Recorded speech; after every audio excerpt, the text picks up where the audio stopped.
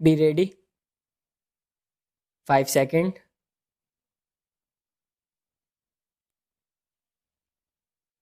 Start.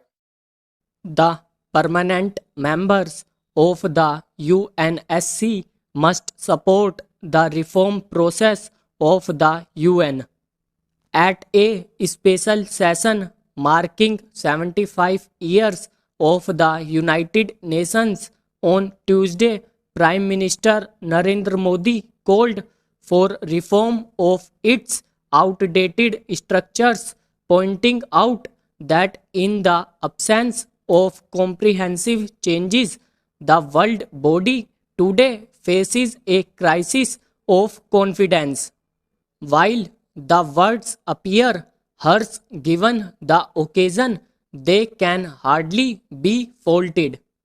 India has been at the forefront of demanding reform in the UN, particularly its principal organ, the Security Council, for decades, staking its claim as one of the world's largest economies and most populous countries with a track record in promoting a rules based international order and contributing to peacekeeping through UN forces. The UN was born in the crisis of the World War era, and the realities of that time can hardly be compared to the present. The UNSC's permanent veto carrying members chosen by virtue of being winners of World War II, the US, the UK, France, Russia, and later China can hardly claim adequate representation of the world's leadership today. The UNSC does not include a permanent member from the African, Australian, and South American continents, and the pillars of the multilateral order, such as the G4 group of Brazil, India, Germany, and Japan, have been ignored for long. Other more representative options exist, and that has been the crux of the battle for change. Also, there is a deep polarization within the UN's membership, so decisions are either not taken or not heeded. Frequent divisions within the UNSC P5 end up blocking key decisions.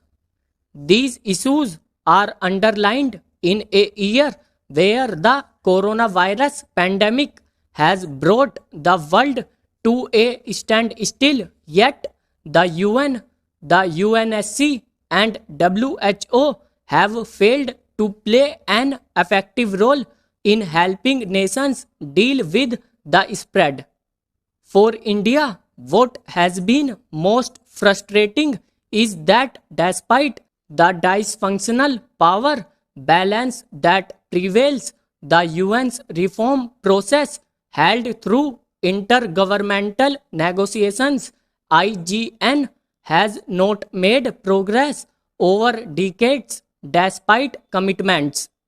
The UN has chosen to roll over the discussions of the IGN, which are looking at five major issues: enlarging the Security Council, categories of membership, the question of the veto that five permanent members of the UNSC wield regional representation, and redistributing the Security Council General Assembly power balance. It is some comfort that the UN's 75th anniversary declaration passed by all member countries this week pledges to upgrade the United Nations with a commitment to instill new life in the discussions on the reform of the Security Council. Those words can only be realized if the UNSC's permanent members recognize the deep peril the UN faces and support the reform process, an act that will require looking beyond their own interests for the greater good of the world and its peace building architecture.